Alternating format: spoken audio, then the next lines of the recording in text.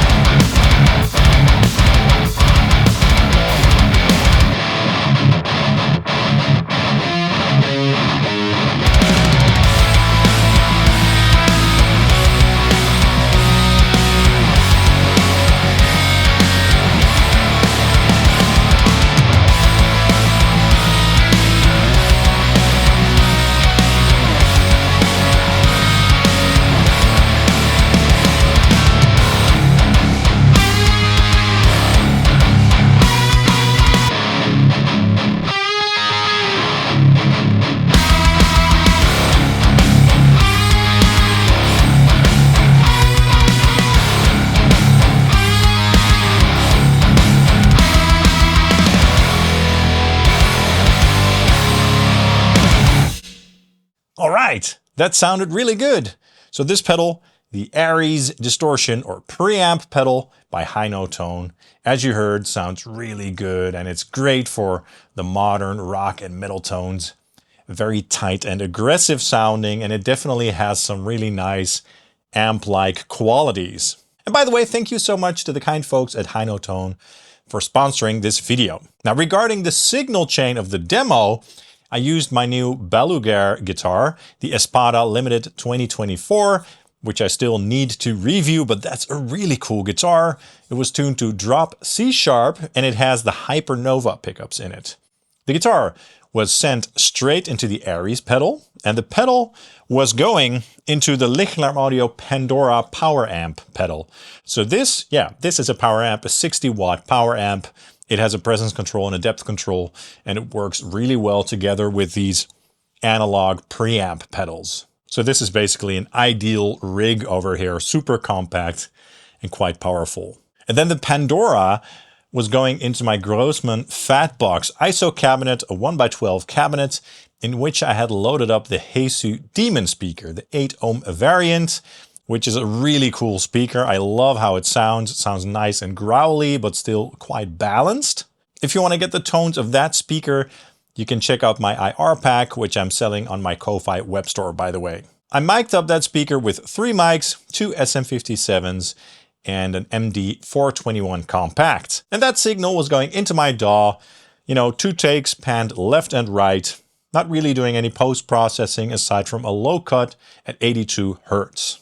And yeah, as you heard, sounds really good, at least in my opinion. So this is quite a cool little pedal. And as I said, it's also quite affordable at 99 bucks. So this brand is new to me, Hynotone, and apparently it's a sub-brand from Topping. And Topping is a brand that I'm not really familiar with, but they make like high-end DACs, amplifiers, and audio interfaces, stuff like that.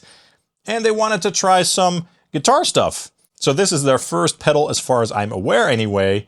And yeah, it's a high gain preamp distortion pedal, and it can cover a lot of ground. And as I said, it's a preamp, so it sounds best when you put it into the return of your tube amplifier, for example, or if you put it into a solid state power amp like the PandorA. And the folks from Hynotone set out to make a pedal with amp-like qualities, so they used JFET circuitry inside this thing.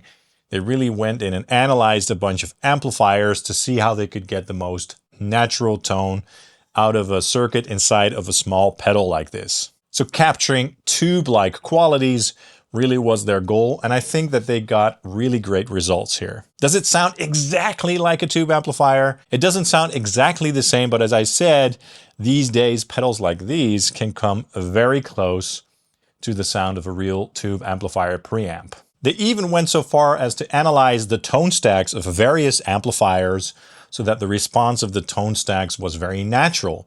And I can confirm that. Like the response of the treble control, for example, and the mid control and the bass control is very natural. So when you crank them up all the way, they still sound musical and usable. So that's nice. And because of that, it's hard to make this pedal sound bad. Now, of course, we also have a volume control over here and a gain control, the essential controls, of course, for any preamp. But there are also these three little switches over here, the bottom one being the boost. And that's basically like a tube screamer. I think they modeled a TS9, but they used the JFET circuitry, so it doesn't sound like a separate pedal boosting an amplifier. It sounds more as if the boost is a part of the circuitry of the amplifier, so it sounds very musical and natural, which is cool. Of course, I used the boost in the intro just to tighten it up, and that's very useful for like really modern metal or down-tuned guitars and stuff like that. Then we have the byte switch, which is like an EQ boost after the distortion section, and it just brings the sound a bit more forward, which is great. It can help to get the guitars to cut through the mix more. And I would recommend to use that with extended range guitars as well, especially if they are a little muddy sounding. And then of course we also have the tight switch, which you can use to make the sound more tight. It's basically a low cut in front of the distortion, you know, and that can really help with 8-string guitars, 7 strings and stuff like that, to make them sound more tight. So with all the controls, it's quite a flexible pedal, but it just excels at modern metal and modern rock and gent and stuff like that. And the fun thing about a pedal like this is that it could potentially, for flight gigs and stuff like that, replace a full-fledged tube amp rig. Again, if you take a pedal like this and combine it with a power amp like this, look at how tiny this is. Maybe add a couple pedals or a multi-effects pedal, and boom, you've got a full rig that you can plug into a cabinet. So that is really great, especially for minimalists who don't need a lot of different amp tones and stuff like that. Now it's a little bit noisy, of course. It's a high gain distortion pedal. It's not super noisy, so that's great, but it would have been great if they added a noise gate to the circuitry. So perhaps they'll do that for a V2. So yeah, overall, I think this is a really cool pedal. And again, at 99 bucks, I think you can buy these at Amazon. That's quite a good deal. What I'd like to do now is grab my Schecter Solo 2 Custom, and I think that's tuned to drop D, just standard drop D. And we're going to plug into the same rig as the demo song, so the same pedal with the same power amp and the speaker and the mic settings and all that stuff, and tweak the controls a little bit so you guys can hear how they react and how they affect the tone. Take a listen.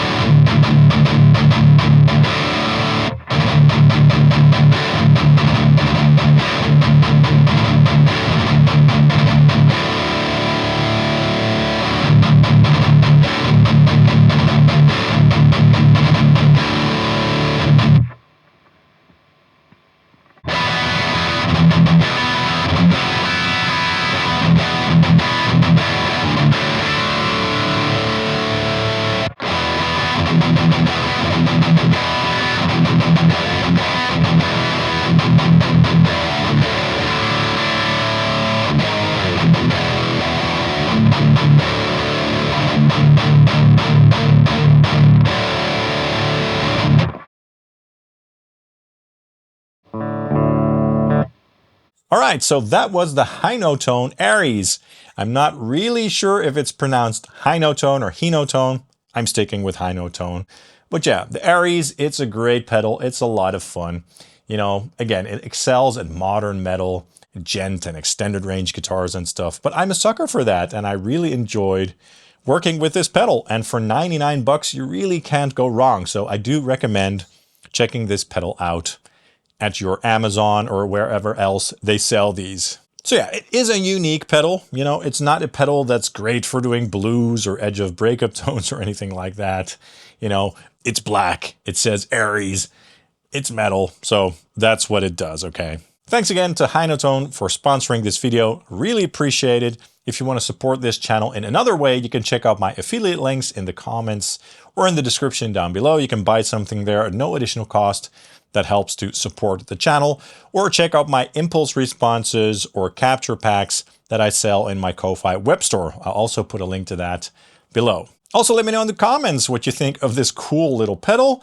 I'd love to know your thoughts. Please hit the like and subscribe buttons, as that also really helps the channel out. And you can follow Sonic Drive Studio on Facebook and Instagram too. Thanks again so much for watching, and I hope to see you soon. Cheers.